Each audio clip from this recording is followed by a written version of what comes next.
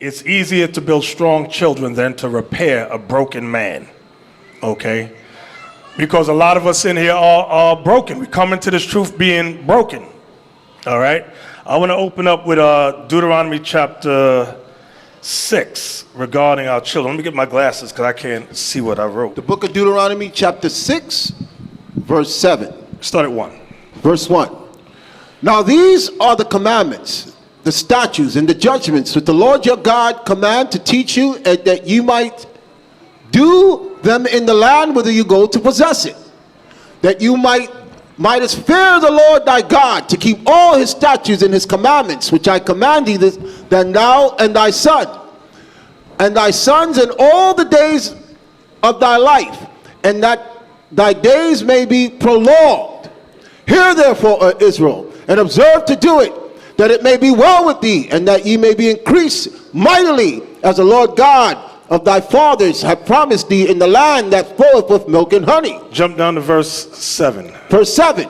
And thou shalt teach them diligently unto thy children, and shalt talk of them when thou sittest in thine house. So Moses is discussing with us, explaining to us all, one of the process to build strong children is to teach them God's commandments.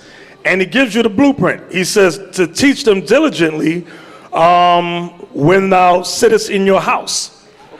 Now that don't mean necessarily you're going through each law, because children like visuals. Children need scenarios. Children need explanations in order to understand. You as the parent have to create the situation and ask them, what would you do in this situation? For example, read that again, verse 7. Verse 7. And thou shalt teach them diligently unto thy children, and shalt talk of them when thou sittest in thine house, and when thou walkest by the way. Now when you walkest by the way, meaning when you're walking down the street, wherever you are on your way, you have to create situations and challenge your children to see if they grasp the understanding of what it means by thou shalt not bear false witness, that they may grasp the meaning of what it means by thou shalt not steal, what it means by thou shalt have no other gods before me. You have to create situations, scenarios, or visuals so that your child can grasp it in different situations. Read that again, verse 7.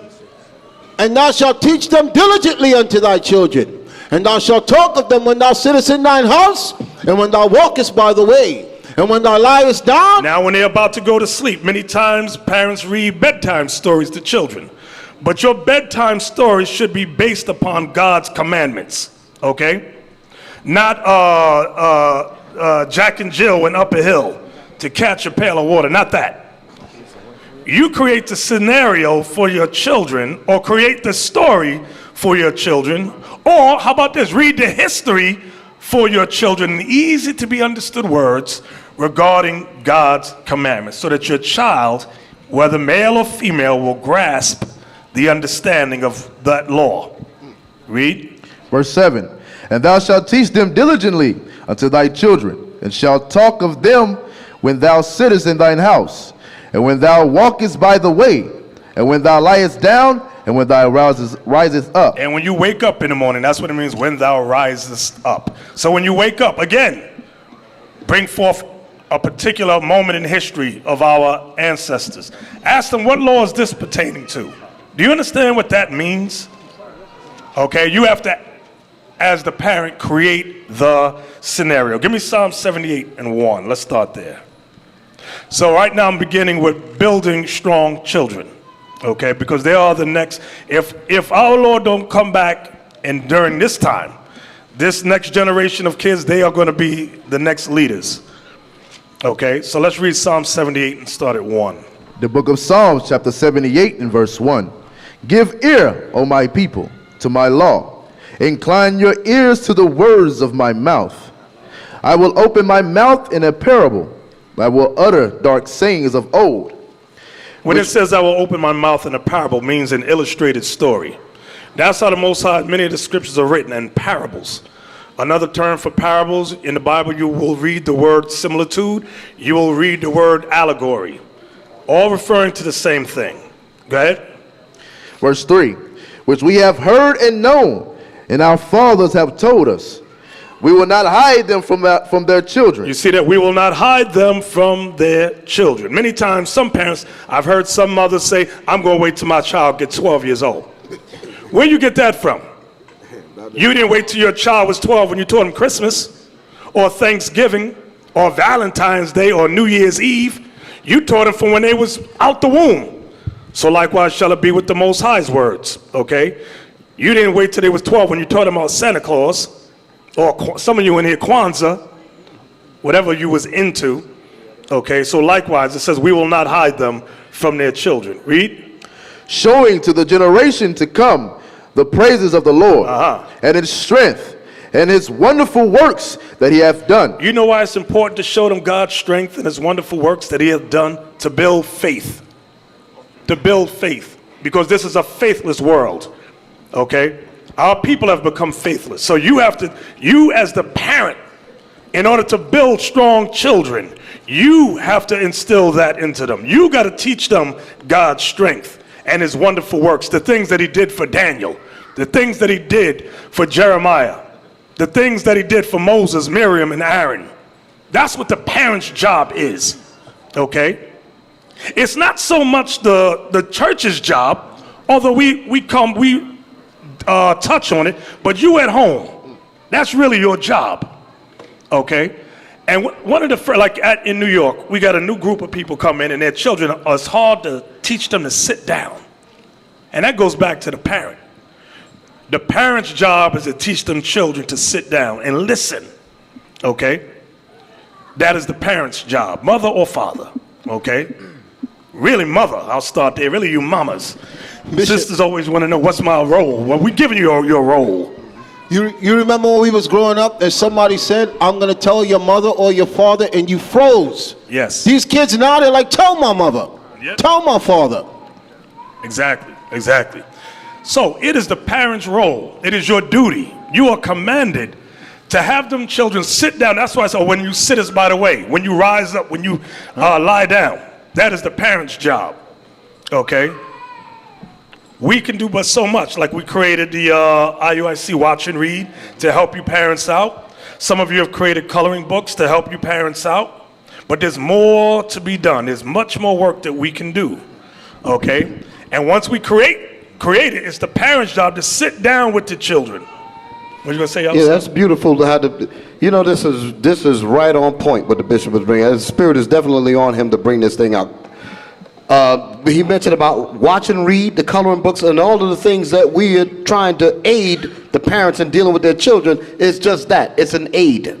It's an help. But you as the parent have to use that and come up with those scenarios. I like how you was bringing that out, like the scripture that we was reading in Deuteronomy 6 and 7 about teaching them diligently, because I was looking at that word. What does it mean to be diligent in teaching your children? That means the parents have to be creative in coming up with scenarios and asking their child, what would you do? How would you apply the law to this? When these conversations don't take place between the parent and the child, your children end up in garbage. That's what they end up in, learning stupidity and foolishness from television and BET.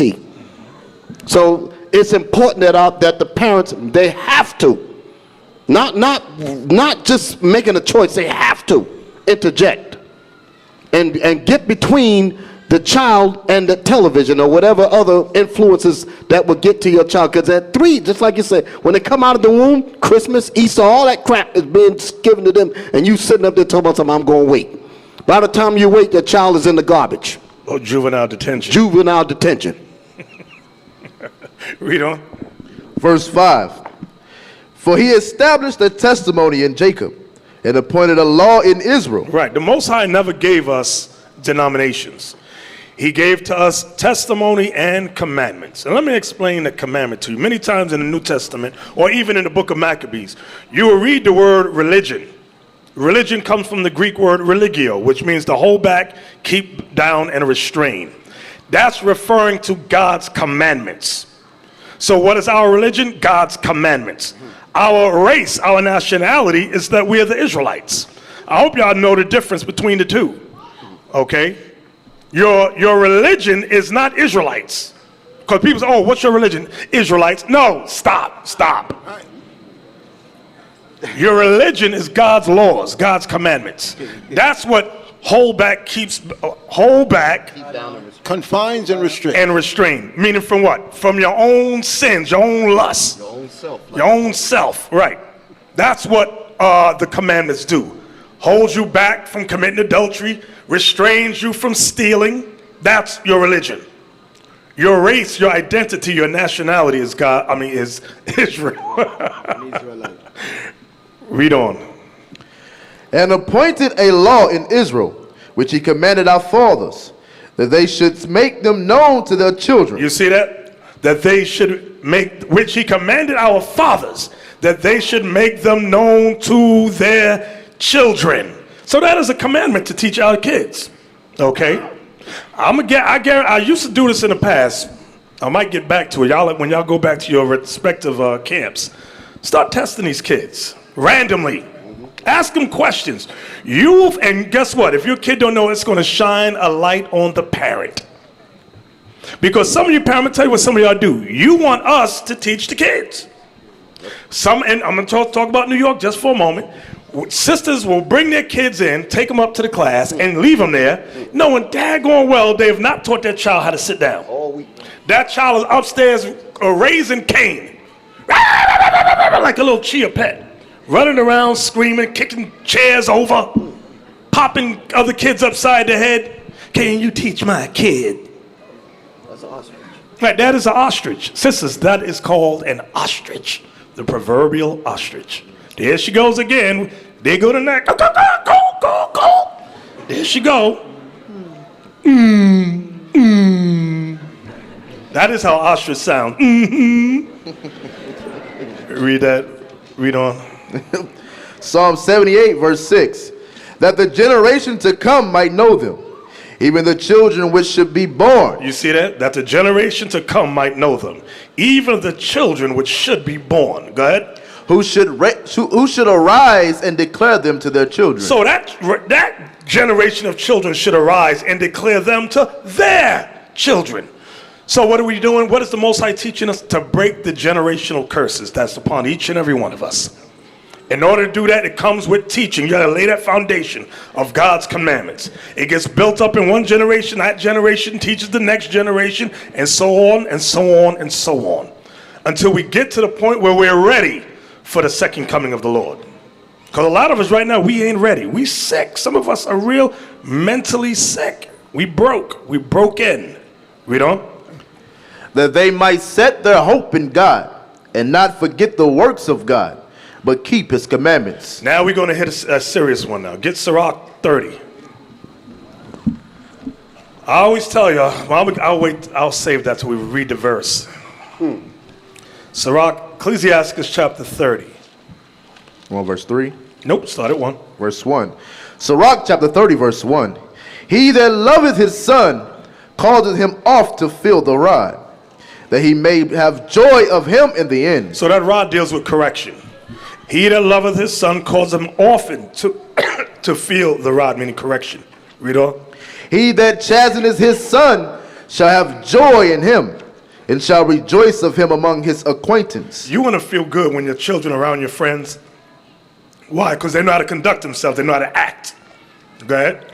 He that teacheth his son grieveth the enemy. Now, that's what we were reading in Psalm 78. He that teacheth his son grieveth the enemy. This is why the white man established the school system. They don't want us teaching our children. So they have set up the school unions and things of that nature. They have instituted lies in the school system to teach our kids. Because a lot of us who may not homeschool, we have to deprogram them from what they've been learning in school. Okay? Deprogram them. And it takes time. It takes effort. Okay? Read that again. Verse 3. He that teacheth his son grieveth the enemy, and before his friends he shall rejoice of him. Right, you want to rejoice. You want to rejoice with your friends because of your children being raised up right. Read on. Though his father die, yet he is as though he were not dead. For he hath left one behind him that is like himself. That's called a memorial. You want that type of memorial. When you pass on, your children are a reflection of you. That's what you want. Go ahead. While he lived, he saw and rejoiced I'll in give you him. an example. I'll give you one of the I ain't gonna call his name, and it was a terrible thing, but I always reflect on it. One of the teachers in the old school, his daughter, she left the truth, and she became a stripper. If I'm incorrect, let me know. I believe it's a stripper or a lesbian, one of the two. It was a stripper. Stripper. Yes. And now, wicked Israel is using his daughter's Facebook page as a mockery against him. Okay? All we can do is teach our children, but when they get older, it's going to be their decision whether they stay in his truth or whether they forsake it. That's going to be every child's cross that child got to bear. And as parents, we can't force them to stay in his truth. They're going to get to that age and say, I'm about to do my own thing. I don't want to do this no more. Some of you going to see it, some of you may not. Read on. Verse 5. While he lived, he saw and rejoiced him. And when he died, he was not sorrowful. He left behind him an avenger against his enemies. Y'all see that? That's what we want. When we pass on, we left behind an avenger. Someone that's a reflection of you, which is a reflection of God's laws. Go ahead. And you won't be sorrowful on your deathbed. You're going to be happy. Go ahead, because you've done your job. Go ahead. And one that shall requite kindness to his friends. Because you know your child is going to requite kindness to your friends. Go ahead. What verse you at? Verse 7. He that maketh too much of his son shall bind up his wounds, and his bowels will be troubled at every cry. Don't make too much of your kids. We always tell the women that boys run around, fall down, bust their knee, fall out of trees. That's what they do.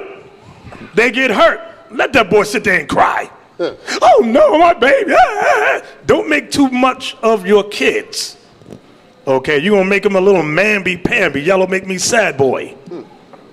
You like when you ride a bike and you fall off. Sometimes you fall off 26 times. Right. Bust your knees, you're bleeding all over the place. Good. I remember my mama told me don't leave the house. I left the house anyway. So I went into my neighbor's yard to play basketball, and they had one of them fences with the forks. Right. And it starts to rain. So I'm playing ball. I said, I better hurry. My mama's about to get home. I climb over, and I slip, and the fence goes in my arm and rips the flesh up. I'm running home. I see the muscles. I see blood is gushing. I'm running home screaming, Mama! So she's in the house. She says, where was you? I said, Mama! I asked you a question. Where was you? I'm showing her the arm. She said, I see that. Yeah. Where was you? Yeah, I like that. That's what she did. I likes that. I'm like, I'm about to die. And she don't care. She went and got a towel, wrapped it around it, called neighbor, said, hey, can you take me down to the hospital? This idiot over here disobeyed what I told him. Yeah. I'm screaming and crying. I really thought I was going to die. But it seemed like she didn't give a daggone. That's some good training. She didn't give a hoot. So I got that same thing from her. I don't care. You bust your knee up, all right. Where we at? What verse we at? Verse 8. That's education. Jump over to verse 11. Verse 11. Give him no liberty in his youth, and weak not at his follies. That's the problem with many parents today. We give them too much liberty. Okay? You know what? Jacob and Leah had that problem too. Real quick. Hold on. Give me that in Genesis 34. We read it today. Who's reading for me? Officer Palu. Officer Paulo. Give me Genesis 34, I believe it is. Read verse 1. Genesis chapter 34 and verse 1. And Dinah, the daughter of Leah, which she bare unto Jacob, went out to see the daughters of the land. So Dinah, the daughter of Leah, she went out to see the daughters of the land. La, la, la, la, la. I'm interested to see what the sisters are doing. What are the women doing? We know we get many a phone call about women who call and say, I just want to know, what are the sisters doing? I said, just say, I don't know, sis, what do you think this is? I just want to know what the sisters are doing. That's all her whole interest. Let's read what happened to Dinah. Read on. And when Shechem, the son of Hamor, the Hivite, prince of the country, saw her, he took her and lay with her and defiled her. He defiled her. Why? Because she was wandering about, not being a keeper at home. I want to see what the sisterhood is doing. And look what happened. Wandering about. Go back to 30, Sirach 30. Sirach chapter 30 and verse 11. Give him no liberty in his youth, and wink not at his follies. You know what that means? Don't give them too much free time. Children should not have too much free time. And we tend to give them free time. Some sisters who take care of Edomite children, they have told us and said that the Edomite parent will say, only allow my child to watch 1 hour of television. That's it. After that is chores or homework, them things. But with us, Black Latin children, we got maybe 8 hours of free time and 1 hour of homework or chore. It's backwards. We are backwards. And Esau got all their training from what we're reading here. It's just with us, we're the people of the book, but won't apply what is written. Bishop, what you're saying there is super heavy, because I've seen exactly what he's talking about. I've seen our women taking care of Edomite kids, and they will not deal with them the way they deal with their own kids. How many of y'all know what I'm talking about? Raise your hand. And I mean, I've seen this thing. And just like what you said, they give what they call the nanny. They give her instructions. Do not give my child no more than an hour of television. And they're selective about what hour they watch. They're not going to watch any foolishness. They'll tell them the kind of program that you are allowed to watch. If the program is 2 hours, they say at the middle of it, when the 1 hour is up, cut it off. Yep, exactly. Kid might start whining, but I told you to cut it off. Yeah, because And they'll stop it. But when it comes to us, that same nanny will go home with her children and allow them to do everything. Tell myself, I don't want to oppress my children. I don't want to do stupid. Pure stupid. Go ahead. Yeah, what Bishop says is true, because I can be a witness to that. My wife used to work for a white family. It's exactly what you said, Bishop, the white woman told my wife. Our TV, then she honored that thing. You understand? They honored it when he's the enemy. But when they got to their own kids, for some reason, like you say, totally stupidity. You understand? Because the white woman that is the seed of the wicked understood what the TV would do to the kids. And that's their You understand? They're telling you. They're telling you, man. Exactly. What verse you at now? Verse 12. Go ahead. Bow down his neck while he is young. You see that? Bow down his neck while he is young. Some of you going to wait till you get 15 when he's 200 pounds of muscle. Hit your back. And he can hit your back. There's a situation in Brooklyn, we have seen children beating the hell out of their fathers, saying, Dad, I told you go back, and I'll pow, knock the dad upside the head. I've seen it. That's because you want to wait till the child get 15, 200 pounds of all muscle with an attitude. Read that again. Verse 12.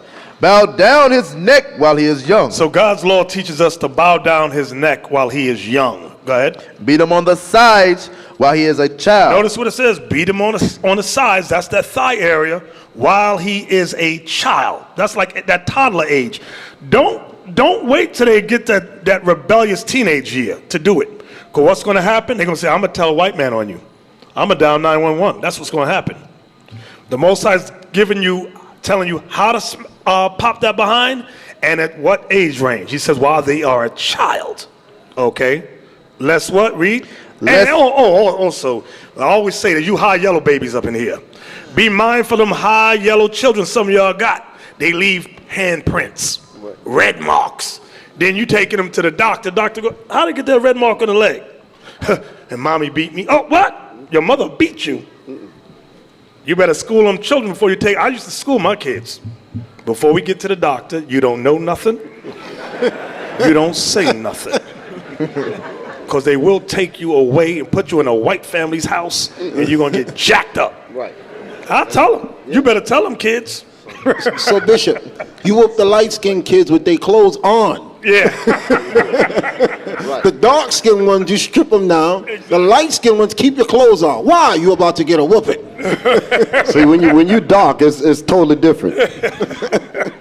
My parents would make us take baths before we get it, so your skin would be all tender.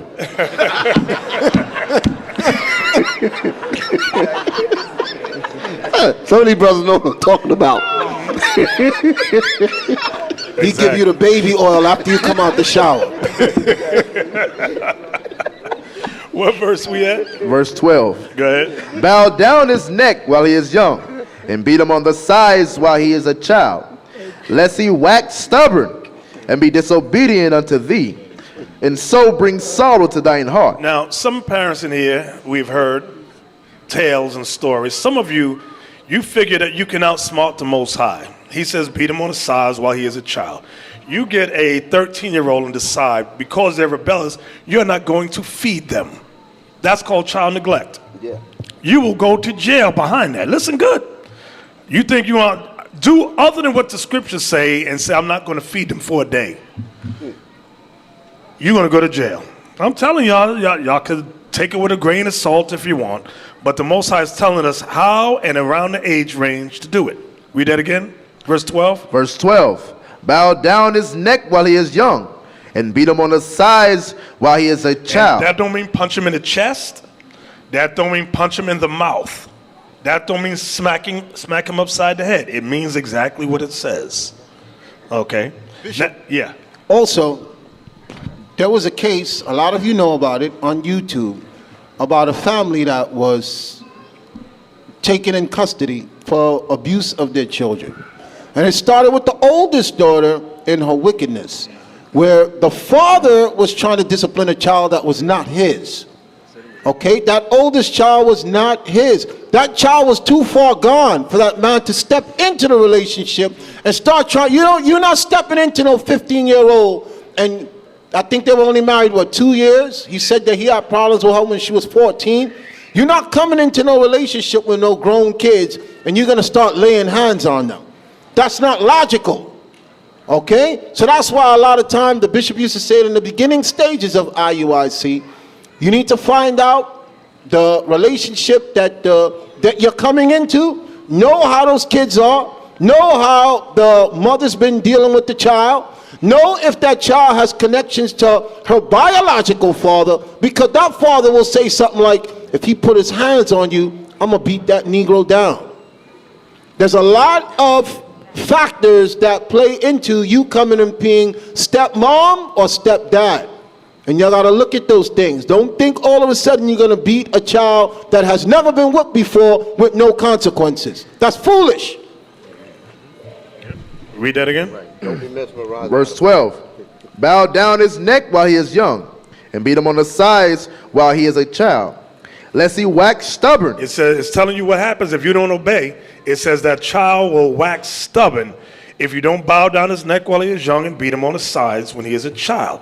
It says he will wax stubborn. Go ahead. And be disobedient unto thee. And this child will be disobedient unto thee. And so bring sorrow to thine heart. And so bring sorrow to thine heart. Now that's a terrible, that thing, that covers a lot. And so bring sorrow to thine heart. The jails is filled with children like that. You got a lot of pregnant young girls because of this. And so bring sorrow to thine heart. By not obeying this here, a lot of you parents are grief-stricken as a result when that male child or female child comes of age around 15, 16, 17. The girls are opening their legs, popping out babies from different men. The boys is locked up in jail, gangs. Right. These are the results that cause you to sorrow. Go ahead. Verse 13. Chastise thy son, and hold him to labor. You see that? The Bible says, chastise thy son and hold him to labor. Give them chores. Give them responsibilities. Okay? Hold him to labor. Go ahead. Lest his lewd behavior Because if you don't, you give him too much free time, too much liberty. What happens? Lest his what? lewd behavior be an offense unto thee. Right, because he want to run around and sex everything. He got time, nothing but time on his hand. What you going to say? Yeah. See that word when it says wax stubborn? That part that we was reading? You know what it means to wax stubborn? Meaning that it's never changing. Once it wax stubborn, see, you can have stubborn that could be temporary, but once it's wax stubborn, it's done. That's what I was reading, what I was listening to, how it was coming out. If you don't chastise them, they will wax stubborn, meaning the only thing that's left for them after that is death. And unless it's lewd behavior, because it gets to that point where you can't do nothing with them. They're fit for jail and death. That's it.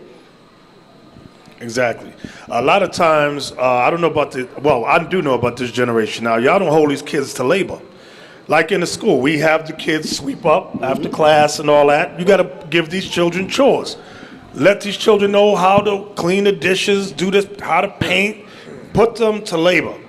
Because what happens if you don't? As kids, what do we all, some of you older ones, y'all know the game. What do we used to play? Run, catch, and kiss. Spin the bottle. Spin the bottle. Things like that. Y'all know what I'm talking about. I know about it. Run, catch, and kiss. Things that will get you locked up today that might have been fun back in the day. Don't have your kids learn them games. They go to jail. Bishop, that scripture's heavy because when the Most High says it's lewd behavior, he's telling you what's inside of your young children. Nastiness. That's what their mind is going to go to. Nastiness. Let me see yours and I'll show you mine. What's that game? Play house. Let's Or play doctor. house. Doctor. I'll be the daddy, you be the mommy. That's right. Never when they played house, you saw them with a bucket of paint playing in the house, or with a broom and a mop sweeping, or they was cooking. It was always something nasty. That's why he says that's his lewd behavior. That nastiness starts when you're young. And if you're honest with yourself and you look at how you was when you was young, you would know, okay, I'm going to stop my kids from going to that route. That's the thing that gets me. That's the thing that gets me. Some of us will grow up knowing what our childhood was like, but then when it comes to our own children, they're so innocent. Exactly. Oh, they wouldn't think that way. You stupid as hell if you think that. You did it. You don't think that with today's foolishness, they're not going to think that way? That's right. Even worse. They faster, smarter, they got more technology. The scriptures say that each generation is worse and worse and worse. But some of you think that your kids are better than the people from the past. Hey, for those of you fathers, mothers, if you have sons and daughters, keep your eyes on your daughters. Check them regularly. Some of you is clueless. Listen, your daughters can get touched by that little brother. Some of you is clueless when it comes to these things. You gotta keep your eyes on those girls. You gotta check those girls. You gotta check it. That's your job. Exactly. And watch out for them little nasty uncles. Y'all know them little nasty uncles you got. And your little daughter want to sit in his lap, and she just love Uncle Harry, and she's in his lap just rocking like this. Then she's, what's that? What's that? Y'all don't know what I'm talking. Y'all know what I'm talking about. Watch them little nasty uncles you got, and your daughter sitting in their laps, bouncing up and down. I see some little girls in here jumping around. You better watch that. Give me that in Sirach 26. Everybody got a nasty uncle in their family they could think of. You got to stay the hell away from him. Sirach 26 and 10. Sirach chapter 36, chapter 26 and verse 10. If thy daughter be shameless, keep her in straitly, lest she abuse herself through overmuch liberty. You see that? It's saying the same thing that we were just reading in chapter 30. If thy daughter be shameless, that means you got to know your daughters. Right. Know your daughter, know what she likes to look at. When she's just talking, watch, observe her face, observe her eyes. Where do her eyes peer to? Meaning look at. You gotta, as a parent, you gotta observe everything. That's how you know if your daughter be shameless. Go ahead. Watch over and Read 10 again. verse 10. If thy daughters be shameless, keep her in straitly. Listen to her conversation. See what she likes to talk about. Is it playing house? Is it playing mommy and daddy? What is her conversation like as a child? You got to know when she's young what she's like. Some of the kids, you know what they like by the age of 5 or maybe 8. You've got a pretty good understanding how this child is going to be. You know? Lest she abuse herself through overmuch liberty. Right. Is she on the internet looking at things she shouldn't be looking at? Okay. Does she know how to go around the internet block to look at things she shouldn't look at? Does she wait till you go to sleep to cut the TV on and look at things? You gotta observe all these things with your daughter. Go ahead. Watch over an impudent eye, and marvel not if she trespass against thee. Right. Watch over an impudent eye is a disrespectful child. Watch over an impudent eye and marvel not if she trespass against thee. Disrespectful. Bishop, you know why it says, marvel not if she trespass against thee? Because some of your kids are doing wickedness in your house and you act shocked. I can't believe it. No, not my baby. Certain things, when people come and tell you, yo, I saw your daughter doing such and such, you should be supposed to be telling them, look, thank you. And then beat that ass when you get home. But some of you are shocked. You're in a maze. I can't believe you did this. And you know that your child she does have those tendencies. Exactly. We've told y'all the story before. True story. I ain't gonna call nobody's name. Sister comes in, congregation. Nice little sister, lovely sister. She got children. Her daughter says, hey, I got raped. I'm walking home from school, and these men threw a black bag over my head, threw me in the back of a cab, took me someplace and raped me. And she's, oh, Jesus. And I'm looking at her. I'm sitting in the class. I said, she's lying. She's a bold-faced liar. I'm talking under my breath. Why? I think Asaph was talking, but I'm just sitting there while I thought of y'all going, she's lying. She's a skink lying hole. Or just give me a little while around your kids. I'll get to know them. It don't take me that long. I'll pick a spirit up quick. Interrogation room. So then, I said, just bring the police report. Yep. We never got the police report. Next week, the school calls. She was giving a boy a B job in school. A B job in school on camera. Cameras had to do it. And the police didn't even want to do nothing. The friend was taking watch while she was doing it. I guess to go next. On the lookout. On the lookout, right. What do you say, sir? The police were like it was a joke. When you see the police not taking the matter seriously, like the case that I spoke about earlier about the parents that got arrested. The parents are in jail for beating a child, but the bishop pointed out one of the most important things. They said in the article that a 27-year-old man had sex with the 14-year-old girl. How come he ain't in jail? Because the cops knew she was a hoe. So the father's now trying to beat a hoe. You putting your freedom on the line for a hoe, for a child that cannot be corrected.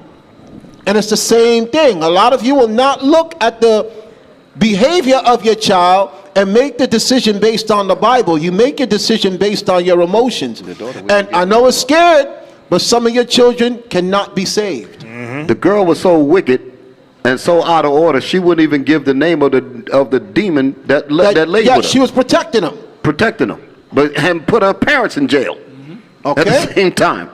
That's what you call wax stubborn. And the father's beating her. That don't make no sense.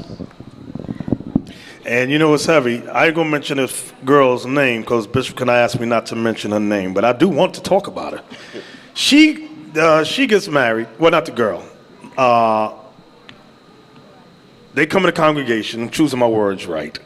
Come to the congregation, mother and daughter, seemingly very lovely couple, very lovely family, and they have the woman has a sister who just got married. So the young girl, who's about 15 years old, she says to her what is it it's her uncle, right? Uncle-in-law now? The sister's, her aunt's new husband. That's her uncle, right? Yes. Yeah, uncle-in-law. Uncle-in-law. That's what they call uncle-in-law? Okay. Anyway, they just got married. About a month goes by. She's sitting down in the living room with her uncle. And she says, my aunt doesn't know what she's doing, does she? I do you better than my aunt. 15-year-old girl. The uncle's looking at her. And I told you about them nasty uncles. He's tempted. Tempted. You know we had to throw the whole family out. We had to throw them out because they ain't right. They'll get this whole thing shut down. So all you little wicked people, get out of here. Let's read on. Y'all know I got stories for days, but I'll pick and choose which ones I want to tell y'all. Go ahead. Verse 12. She will open her mouth as a thirsty traveler. There she go. She gonna open her mouth as a thirsty traveler. Go ahead. When he has found a fountain. Like she been traveling in the desert for months. That's how she is around men. Open her mouth like a thirsty traveler. Okay, like she ain't had none in so long. And what? And drink of every water near her. And she gonna drink of every water near her. That means every man near her, she gonna take a drink. Go ahead. By every hedge will she sit down. That hedge still represents the man. By every man will she sit down. Go ahead. And open her quiver against every arrow. And open her quiver against every arrow. Always in men's faces. Always. So, give me 2 Maccabees 7. Now we can go in detail about that one right there, but that might turn into a rated X class, and I don't want to do that. Children can be molded. Understand what I'm saying? Understand what the Lord is saying. Children can be molded. They can be taught. If children lose their way, guess what? There's another scripture that says, train up a child in the way he should go, and when they're old, they will not depart. They can find their way back, but you have to lay that foundation first. That's what the parable of the prodigal son is about. Now, that's for some kids. That ain't for all kids. That's only for some. Give me 2 Maccabees 7:26.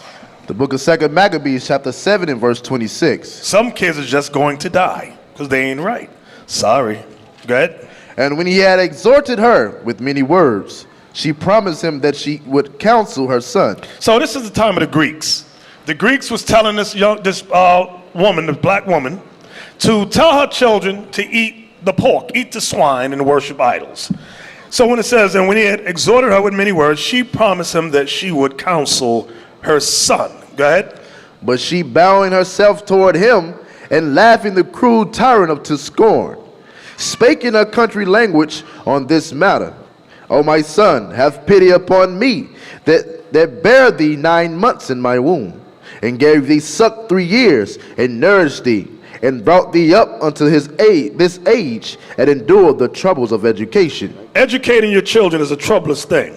It ain't easy. So sisters, we take our hats off to you. It's not easy. So it says she endured the troubles of education. That's why they say generally around certain age groups, women are better instructors with kids than men, because women have more patience to deal with them. So that's the beginning of your role, women. And it's not the white woman's job to raise your children, because some of you want to run to the school and tell your oppressor, the middle-aged white woman, who grew up during the time of the turbulent 60s, she's a product of that, when they sick dogs on you, and say, can you teach my child? She's looking at you, she just want to check. She said, yeah, I'll teach your child. Meanwhile, they sit in the back of the room, and the woman, the teacher's on her Facebook. She's on Facebook or Twitter. She ain't paying your kid no mind. Classes are overcrowded. She don't give a hoot. Okay, because it's the parent's job to endure the troubles of education. That's what the Most High God says. Go ahead. Verse 28. I beseech thee, my son. So our job as men, we go out on the streets, we battling in the forefront to wake our people up. We get cursed at, screamed at, some of us spit at. And the women go, oh, so one sister said, y'all know this sister. She said, oh, I wish I could do that too. No, you don't. No, you don't. The proof is you won't even struggle or take the time out to raise your child.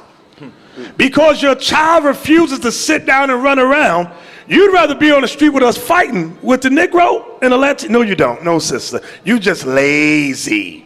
You don't want to do your job. That's it. I hope y'all understand what's being said. The men have a perilous job, and you women got another troublous job too, raising these children in education. That's what it says. Endure the troubles of education. Okay? Read on. And guess what? As a parent, all children don't learn to sing. Some children learn through music. The parent's job is to say, well, my child learns better through music. So guess what the parent has to do? Create a teaching system to song. To help, you have to come up with the creativity to bring it out so the child can grasp the understanding. Same thing you said earlier. Right, and that's like what Sesame Street, Esau says, the whites, they said, let's create puppets. Children like these things so they can learn. Right. ABCs, 1, 2, 3. Esau sat down and created a whole, help me with some words. Curriculum. A curriculum, how to better train children up in education. And entice them into it. Right, and entice them into being educated. That's the parent's job. That is the parent's job. You can glean off what Esau has done and bring it into righteousness on a higher level. Okay? And we're bringing this out to you, hopefully from this year forth, you parents can come up with creative ways. Some of you are more creative than others. You bring it out and we can institute it to all Israel. That's what we can do. You know what's heavy about, again, I'm just elated that this subject is coming out. When the enemy comes up with a curriculum, as Deacon Asaph had brought out, he created a curriculum to entice the children into listening to how he wants to teach them. If he spends that much time to create a program to entice the children, that's telling you how important it is to deal with the children. If he's going to go through the troubles of educating your children, so to speak, to be on his side, you don't realize that you have to go through these troubles to make sure that they grow up right? They're putting a program together to get your children away from you so that they can raise them up how they want to raise them. The troubles of education, that was deep, because teaching children is not easy. That's why I said troubles. Trials, there's a whole lot of things. You have to force your mind to come up with creative scenarios to entice your children to listen to you in righteousness. That's not just going to come with you just sitting down reading the scripture. You got to come up with things. Make it exciting for them. Give them like this program they can. What would you do? That's a TV program. You have to do that with your kids. What would you do in this situation if you see this, if you see that? When you're walking down the street, me and Deacon Asaph talked about that a while ago. You see certain things, how does sister look? She looked nasty. What scripture is that? That's how you got to deal with these kids. Don't just walk and show them some shoes and dress in the window. Teach them something. You got to point out the hoe when you see her in the street. Son, look at that hoe. Why is she a hoe, Daddy? You can't tell why? Don't never bring that home. That's what you got to do with your kids. That's what you got to do with your daughters. Y'all point to the men with their pants hanging up their behind. If you bring a nigga like that home, I'm going to kick you out with him. Yep. You ain't bringing that to my house. So they know, I already instilled in them that I despise that. And another thing we said with the curriculum, guess what Esau's new curriculum is now? To teach your kids to be gay. They going hard for that, to teach your kids to be gay. And they're being very, very successful, saying now, they got little kids that say, look, let them work out their own sexual preference. If your child wants to come to school dressed like a girl, and he's a boy, it's okay. They say leave them alone. Let them be free thinkers. So they putting a curriculum in place. Now it's the Bible against what they teaching. And I hope that everybody's here to enforce what the Bible says, and to hell with what they teaching. And you know what's heavy about that? When taken up to a next level, that comes through a lot of, like I always say, visuals is one of the best forms of teaching. Each camp, each school, you can create little videos, little scenarios with kids, adults, whoever you choose. Like let's say this Deacon Yalsa leaves $100 right there on the table. He walks away.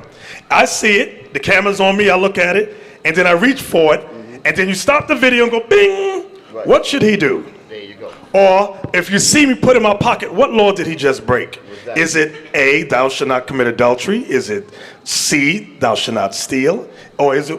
There's so many things we can do as a people, but we just have to take the time out to do it. All right. Can I give you a scenario real quick, Bishop?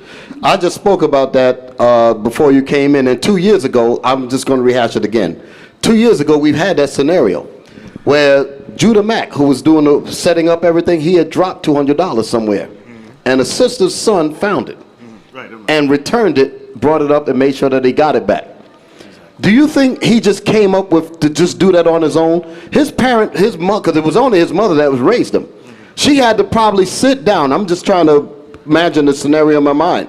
What if I dropped a certain amount of money? What would you do? She had to probably give him that same scenario. And so in real life, when it actually happened, the word Nintendo or Sega, what do they got these games out here? Xbox, these things are new Adidas Nike shoes. All of that stuff went through his mind, but then he remembered what is taught. What would you do? I would give it back, because that was the troubles of education that my mother taught me. That's how we have to do. Having children is a responsibility. It's not just, you just don't let them grow up like weeds in a garden. You have to cultivate them in God's law. If you leave them alone, they're going to get plucked up. Yeah. Exactly. And you know where that comes from? I remember my mother used to say, when she had us, I need to live my life. You don't have kids and then decide you want to live your life. From that child is born, that's your life.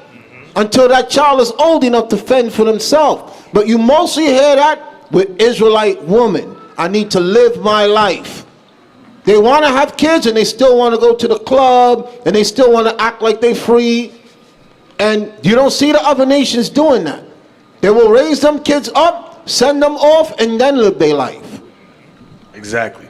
Get 2 Maccabees 6:23. This is about the forefather Eleazar. He said something profound in here regarding children, regarding education. 2 Maccabees chapter 6 and verse 23. But he began to consider discreetly, and as became his age, and the excellency of his ancient years, and the honor of his gray head, whereunto he was come, and his most honest education from a child, or rather the holy law made and given by God. Y'all see that? And his most honest education from a child, or rather the holy law made and given by God. That's what we're reading in Deuteronomy chapter 6. So it is the parent's job, okay, to endure the troubles of education. Come up with creative ways, whether you use puppets, whatever you come up with, okay, but make it a creative way so that your child can grasp it and understand it, okay? And that way when it comes time to go out into the world, they're able to apply what they have learned. Everybody understand that? So, it's easier to build, as Frederick Douglass said, it is so much easier to build strong children than to repair broken men. We come in this truth as adults, we're broken. Our people are a broken people, enslaved, segregated, incarcerated, emasculated, unlearned, uneducated, unable to provide, impoverished, crime-driven, drug-using, immoral, uncivil, self-hating. That's us. That's us, the adults up in here.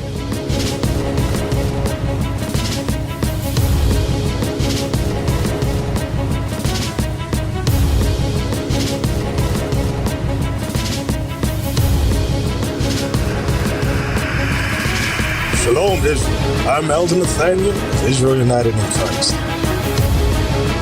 YouTube likes to shut our channels down, as some of you have noticed, ever so often. Subscribing to join IUIC will assure you will always stay connected to our YouTube accounts. We want to do our best to make sure this truth gets out. Please click and join our subscriber YouTube channel called Join IUIC to stay linked to all of our videos. So again, please make sure you subscribe to this Join IUIC channel to get your latest updates from all our YouTube channels. Shalom.